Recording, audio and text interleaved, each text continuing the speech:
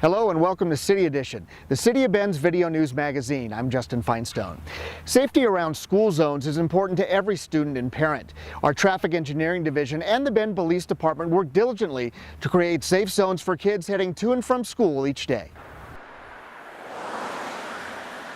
Safe Kids is one of our priorities at the City of Bend, and what the city has done is worked with the Bend LaPine School District to identify those parts of the city around schools that need the most help to keep kids safe when they're going to school or coming home from school.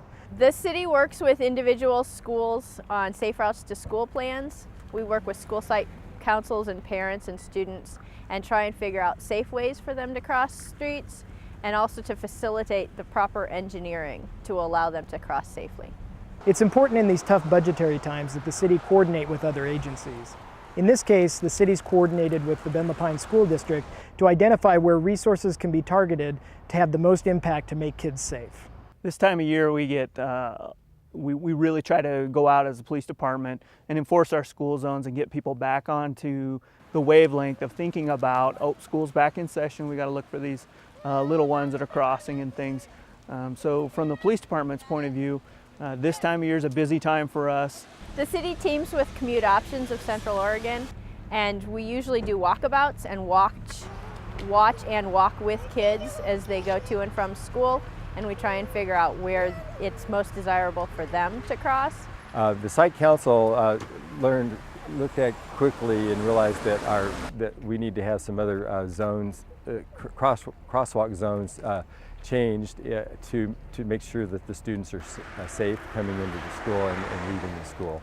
The city hasn't just looked at making sure that new schools are safe, but it's gone through and looked at schools like Bend High School, Amity Creek Elementary School, Highland at Kenwood, and gone back into those existing schools and made the improvements necessary to make sure kids are safe. As a team, we look at the area surrounding this school and we look for ways to make engineering and education improvements.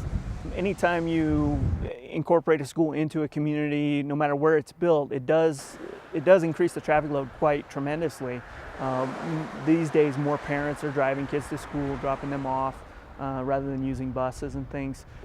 I think historically, a lot more students walked to and from school.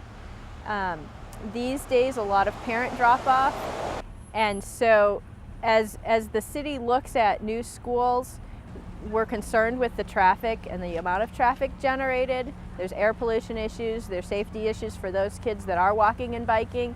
And so we want to work with the parents and make sure they understand as they're dropping their student off to be respectful of other kids who are walking and biking.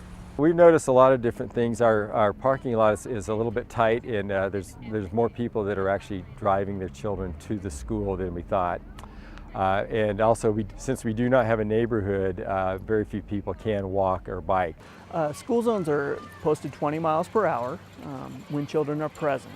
Children are present when there are kids around the school, in the area, approaching the crosswalk, at the crosswalk, in the crosswalk, or if there's a school crossing guard present, that is all considered children present.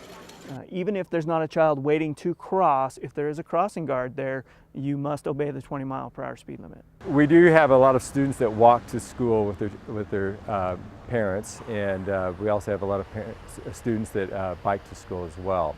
We're a LEED certified school, and we really want to take care of the environment, but we want to make certain that our students are able to come to school safely, but also we would like to use fewer car trips. Some of the greatest traffic around schools in Bend is created by parents dropping off and picking up their kids at school.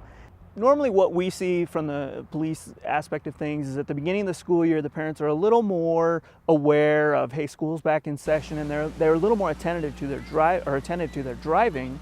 However, as the school year progresses, what we see is a lot of parents get into normal routine of taking their children to school, dropping them off, and they start to forget about the school zone surrounding the school that they're actually driving to drop their own children off at. So quite often we'll have contacts or interactions with parents themselves from the very school we're trying to patrol and trying to remind them to slow down.